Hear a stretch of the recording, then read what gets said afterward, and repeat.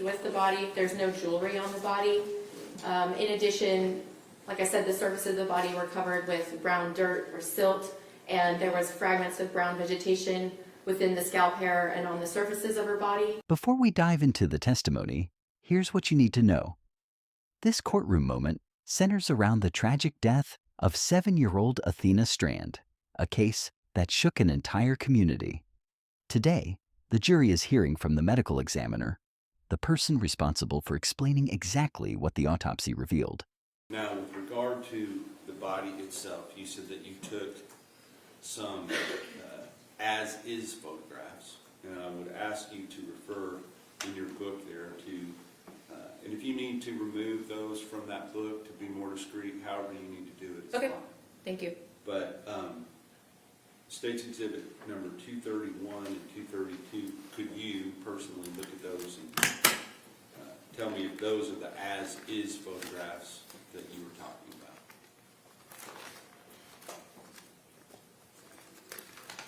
about? Yes, sir. Okay.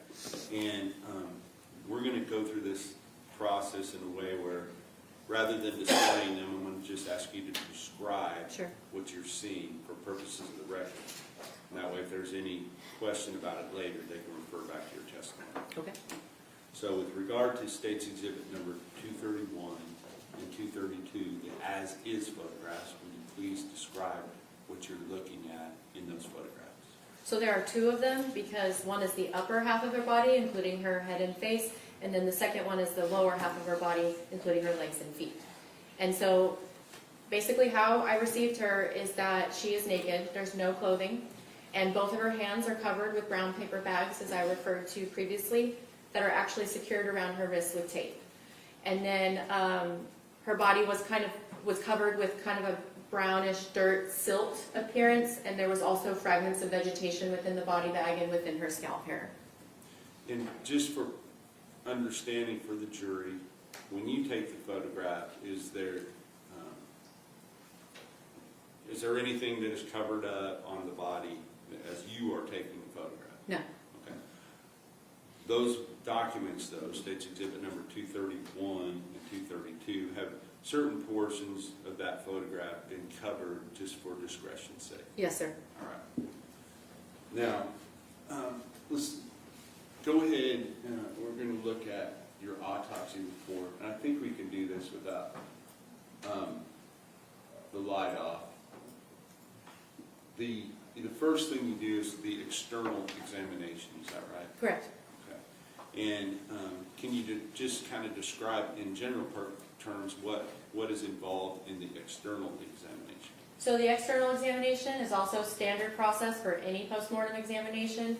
And I always describe it as I start on one side of the body, say a foot, work my way up the entire side of that body to the head, and then to the opposite side of the body. And what I'm looking for is evidence of natural disease, evidence of trauma, any potentially identifying features like hair color, eye color, tattoos, scars, etc. Lots of different things. And once I'm done kind of looking at, and then lastly we will roll the body so that I can see the back of the body. And then once that's complete, that's the end of the external examination. And as part of this external examination, do you photograph the body both before and after it is, I guess for lack of a better word, cleaned? Yes, sir. Can you describe, once the as-is photographs are taken, what happens next? So once the as-is photographs are taken, we would collect trace evidence, if again, depending on the type of case, but you would not want to do that after you've cleaned the body.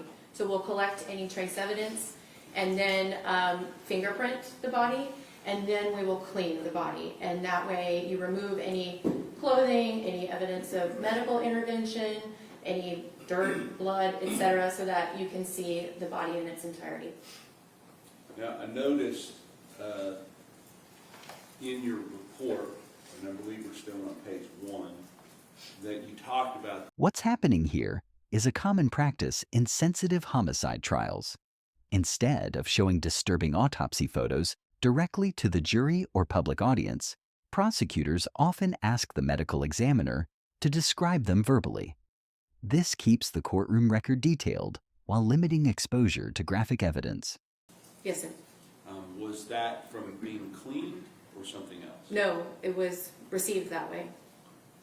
And commonly in an autopsy, if the person had been wearing clothes at the time that they were deceased, what would you receive? Just the body or something else?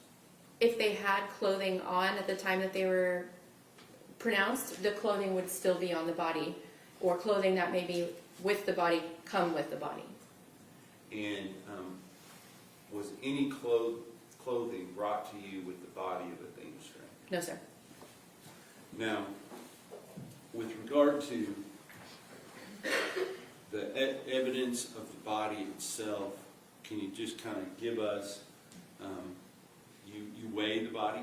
Yes, sir. Right? And what was the weight of this little girl? The weight is 67 pounds. And what was the height or measurement?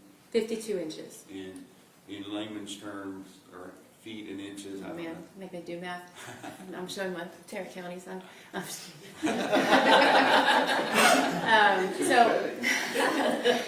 So 60 inches is 5 feet, so she's 8 inches below that, so that's... 4 feet, 4 inches? Sounds good, yes. I'm so embarrassed. That's all right. I think the judge would say you did go to Texas A&M. So. Oh, no. So did I. Oh. With regard to, so Athena's 67 pounds, 4 feet, 4 inches, is that correct? And what was some of the observations that you made during the external examination of Athena's body? So I already mentioned that she was received naked, no clothing received with the body. There's no jewelry on the body. In addition, like I said, the surfaces of the body were covered with brown dirt or silt, and there was fragments of brown vegetation within the scalp hair and on the surfaces of her body. Those paper bags over the hands might sound strange if you're not familiar with forensic procedures, but they're actually extremely important. Investigators place paper bags over a victim's hands to preserve trace evidence, things like skin cells, fibers, or DNA that might belong to an attacker. If the victim fought back, that evidence could be trapped under their fingernails. The dirt and vegetation mentioned here also raise critical questions. Was the victim moved? She also has what we call pruning or washerwoman changes in the skin of her hands and feet. Other than that, she had some evidence of injury, which is much more extensive than just what I'm describing. And let's talk about that. Not specifically what the injuries are at this point, but when you open the body bag and you see the body of this little girl, describe for the jury sort of where you're seeing the injuries on her body just from first look. My initial impression, the first thing I thought is that she is completely congested from the neck up, meaning that it's much darker due to blood kind of being in that area of the body. Trying to think of a better way to describe congested, but it was just, you could tell that there was something going on in the head and neck area. That's before we even cleaned the body. And congestion, is that related? It's hard. I want to kind of give a lay person's understanding what that means. It's the best way to describe it is blood's backed up in the vasculature. And I'm not sure I understand anymore, but what's vasculature? So all the blood vessels that circulate blood throughout your body are the vasculature system. So it's arteries, veins, and connecting those two are capillaries. And is that something that you see in certain types of deaths versus others? Yes? And can you describe that for the jury, please? Well, let me say congestion on its own as an isolated finding can be nonspecific. And you can see it in sudden cardiac deaths. You can see it in drownings. You can see it in asphyxial type deaths. So it's nondescript on its own, but a constellation of findings can be more helpful when you're making a diagnosis. And when you're saying a constellation of findings, are you talking about the overall findings taken together? Yes, sir. All right. Now, once she was cleaned up, could you still see this congestion, the blood near the skin, from her basically mid-chest to the top of her head? Yes, sir. And would the fact, I guess I have to frame it to you in a hypothetical situation, if a person had received injuries close to the time of their death and then was immediately put in a cooler type situation, either a colder body of water or a cooler like you have in your laboratory, would that essentially sort of, Objection, Your Honor, leading. what would that do? Sorry.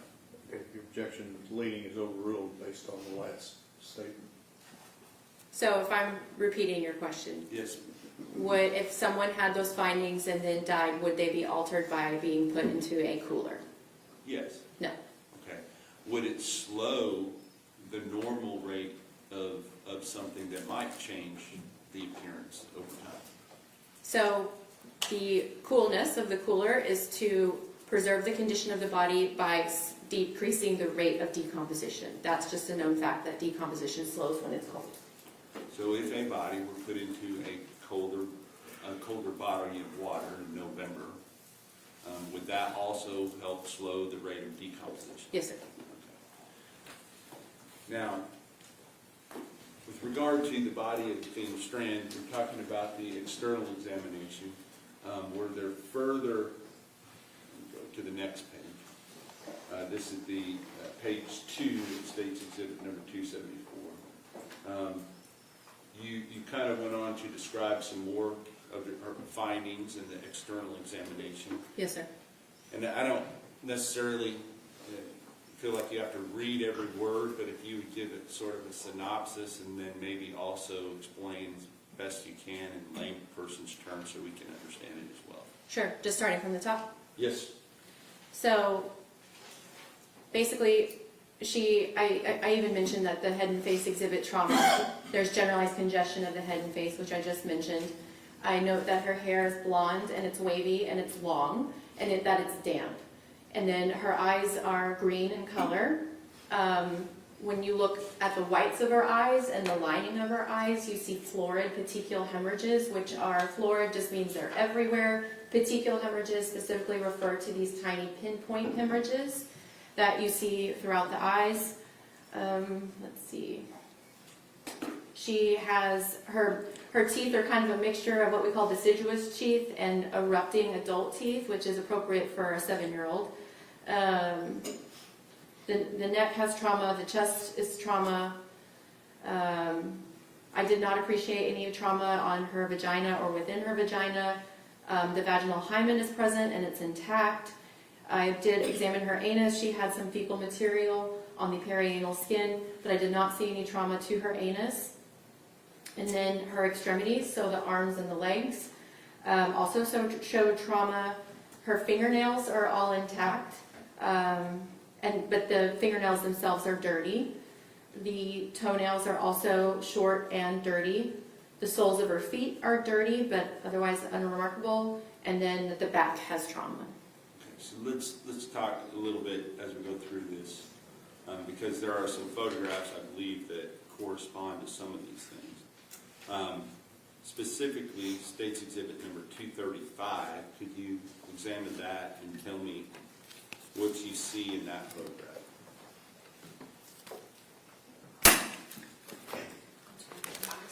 $235. Sorry, I kind of juggled this.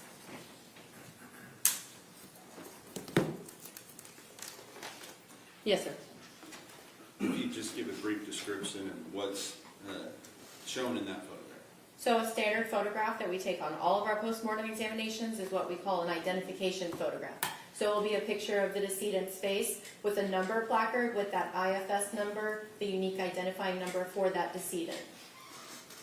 And on that placard, if you use that as a cutoff in the picture, meaning you can see what's below and what's above it, do you see a marked difference between what is displayed above that placard from her mid-chest up than what's below that placard? Yes, sir. Can you describe what that difference is?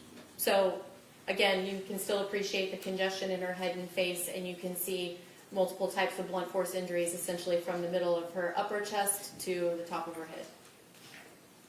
And going on to look at, there's a series of them. I believe it's 236, 237, 238, 239, 240, and 241. Do those show her eyes on both sides of her face?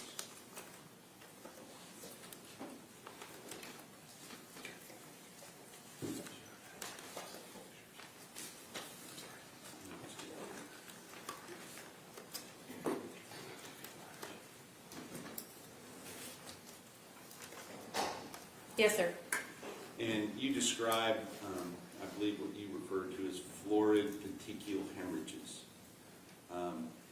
We're not going to be showing these to the jury at this point, so can you kind of describe, as you're looking at the photograph itself, whichever photographs you think best shows it, identify that photograph and describe what you see there as the florid petechial hemorrhages. Sorry, let me...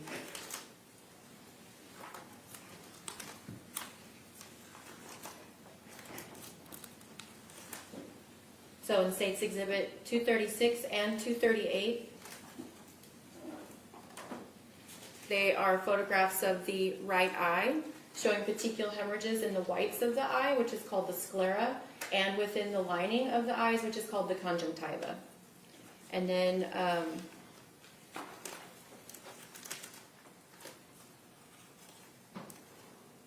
same for State's Exhibit 239 and 241. And what is the significance or possible significance of finding these florid petechial hemorrhages in the eyes, such as in the case of Athena Strand?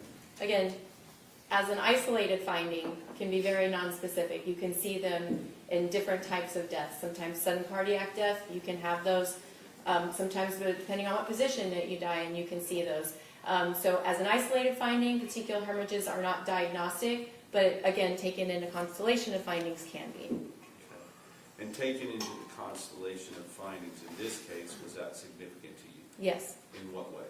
because it wasn't just petechial hemorrhages in the eyes, it was her entire face, basically her entire head, with all of that congestion. So it implies that blood is pooling in that region of the head. And what are the possible causes of that kind of blood pooling in those regions of the head? So my big concern was that there was an asphyxial component to this death. And you say asphyxial component. Can you explain that to the jury? Asphyxia is a fancy word. It's a mechanism for how somebody can die, and there's different types of asphyxial deaths, because you don't just spontaneously asphyxiate. There needs to be an explanation for why it occurred. But basically it means that the body is starved of oxygen. Either the blood supply is cut off or not able to supply blood, especially to the brain or the airway, or the person is not able to actually breathe and get that oxygen into the body. So examples of asphyxial death: smothering, strangulation, mechanical asphyxia, chemical asphyxia. Carbon monoxide is an example, but that's just an overview of asphyxia. Understood. So you said smothering and strangulation are one of the possible Two signs. possibilities. Two possibilities of asphyxia. Yes. And you understand that in this particular case, that the defendant, Tanner Horn, has pled guilty to the offense that he was charged with. Yes, sir. And that was by causing the death of Athena Strand by smothering and or strangling and or asphyxiating Athena Strand with his hands, his feet, or his body. Yes, sir. Does that make sense, given the findings that you're describing right here? Yes, sir. Okay. But now we want to hear from you. After hearing this testimony, what do you think was the most important piece of evidence presented here? Let us know in the comments below. And if you found this case breakdown informative, make sure to hit that like button, share this video with others following the case, and don't forget to subscribe for more jaw-dropping courtroom breakdowns and legal analysis.